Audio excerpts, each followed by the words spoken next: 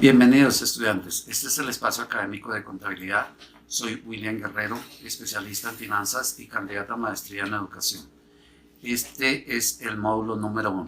En este módulo número 1 vamos a ver introducción a las empresas, clasificación legal, trámites y requisitos legales para organizarse y constituirlas, marco regulatorio y conceptual de las normas internacionales de información financiera, principios, cualidades y normas básicas de la información contable. Adicionalmente, cuentas, naturaleza, elementos de los estados financieros, partida doble, ecuación patrimonial y registros contables básicos.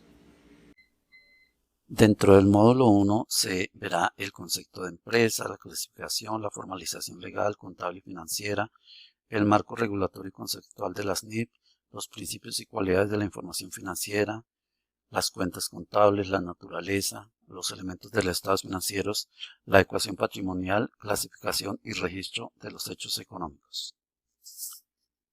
El Código de Comercio define en su artículo 25 a una empresa como toda actividad económica organizada para la producción, transformación, circulación, administración y custodia de bienes. La empresa puede ejecutar actividades industriales, comerciales o de servicios. Dentro de los factores de producción, pues tenemos tierra, trabajo, capital, publicidad efectiva, tecnología innovadora y gestión empresarial. El factor tierra incluye todos los recursos naturales utilizados en la transformación para productos terminados. El factor trabajo es toda la mano de obra o esfuerzo humano, físico, mental, que se necesita para la transformación de materias primas o prestación de servicios. El capital son los recursos económicos producidos por el hombre y que se utilizan para la producción de bienes y servicios, tales como instalaciones, maquinaria, equipo de transporte, fábricas, materia prima y demás recursos que son necesarios en la producción. El recurso humano es el recurso más valioso de la organización y es la capacidad humana y física de los colaboradores, y de ellos dependerá el éxito y la gestión de la empresa, dependiendo de su motivación y de su clima organizacional. El recurso de gestión empresarial es la administración, la gestión, el desempeño del administrador o encargado de administrar y de los colaboradores en la organización, con el propósito de organizar los recursos de tal manera que se garantice una gestión eficiente y unos resultados óptimos. La tecnología son los procedimientos, instrumentos, conocimientos que se aplican en la actividad productiva para hacerla más eficiente. Genera o permite que los recursos se aprovechen, se solucionen los problemas, se adapta al medio ambiente. Es uno de los factores más determinantes en la actualidad respecto a la competitividad y aportes de calidad de las organizaciones. La publicidad efectiva se refiere a que a medida que va pasando el tiempo, van cambiando los gustos, la tecnología, los mercados. Es necesario llegar al público de manera eficiente, de tal manera que las comunicaciones, la segmentación tiene que irse actualizando y tiene que hacerse las pautas publicitarias, la publicidad, el mercadeo de acuerdo con la segmentación de nuestros productos y de los mercados. En cuanto a la clasificación de las empresas, existen muchos criterios que dependen o de los ingresos, del tamaño y de otros factores con el cual se pueden clasificar las empresas en Colombia. Por ejemplo, si hablamos del tamaño, las empresas en Colombia se pueden clasificar en microempresas, pequeñas empresas, medianas empresas y grandes empresas. Pero si hablamos del criterio del sector de la actividad económica, podemos estar hablando que hay empresas del sector primario, del sector secundario y del sector terciario. Otro de los criterios importantes es la propiedad del capital. Mediante este criterio las empresas se pueden clasificar en privadas cuando son aportes 100% de personas privadas, públicas cuando son aportes 100% del Estado y mixtas cuando tienen aportes tanto públicos como privados. Ahora, si hablamos del ámbito de la actuación, las empresas pueden ser locales, nacionales y multinacionales, es decir, que tienen presencia en varios países del mundo. Otra clasificación importante es respecto al número de propietarios. Respecto al número de propietarios, las empresas pueden ser individuales, unipersonales o sociedades.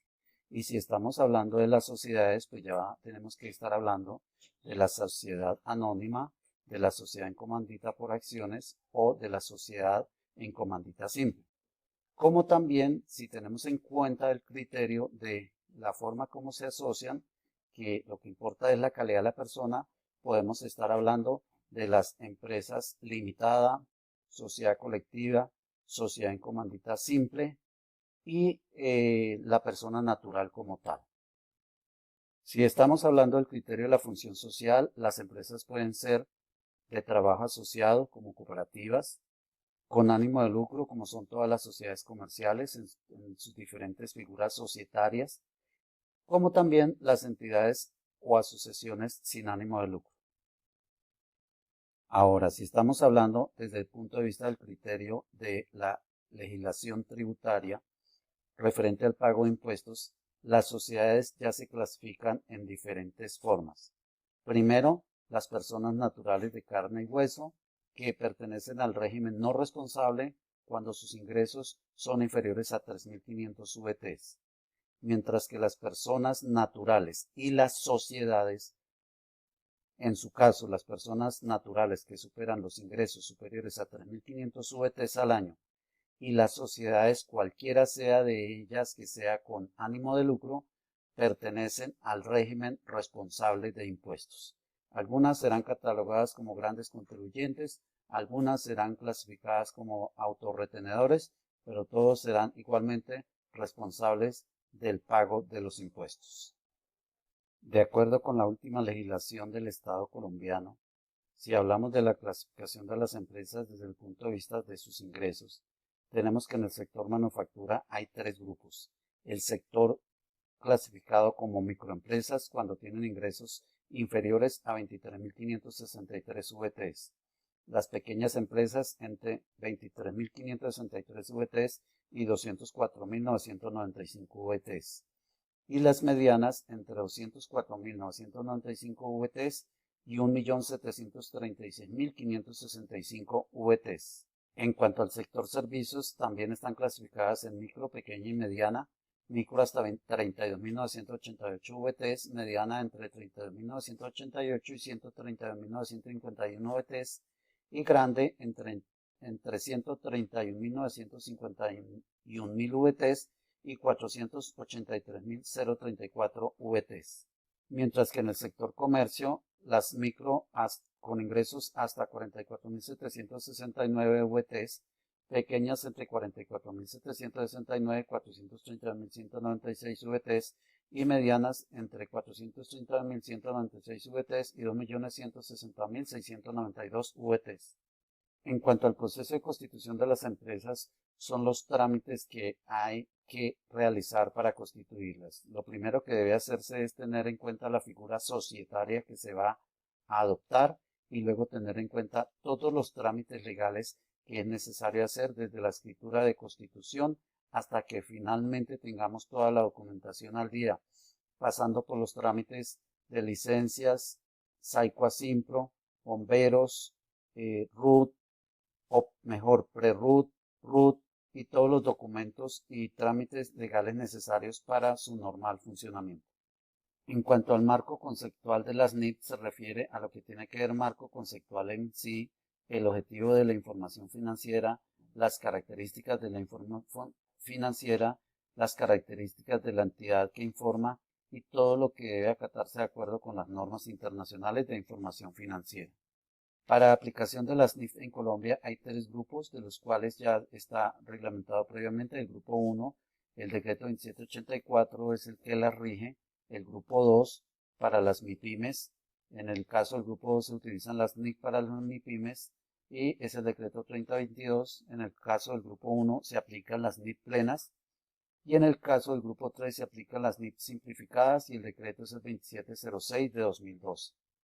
Finalmente, tener en cuenta la clasificación de las cuentas, las partes de la cuenta, la clasificación de cuentas reales, que son las cuentas con las cuales se confecciona el estado de situación financiera, las cuentas nominales, que son las de ingresos que se inician al iniciar el año y se cierran al finalizar el año, y con las cuales se conforma el estado de resultado. También miraremos la ecuación patrimonial, que es igual al activo, el activo igual al pasivo más el patrimonio, los movimientos de las cuentas de activo, costos y gastos que se debitan por el debe, se acreditan por el haber, y las cuentas de pasivo y patrimonio e ingresos que se acreditan por el haber y se debitan por el debe, es decir, tienen comportamiento contrario al de los activos, costos y gastos. Al registrar los hechos económicos debemos tener en cuenta que se afectan por lo menos dos cuentas. Este es el famoso principio de la partida doble. Todos estos temas mencionados son los que trataremos en este módulo, así que bienvenidos.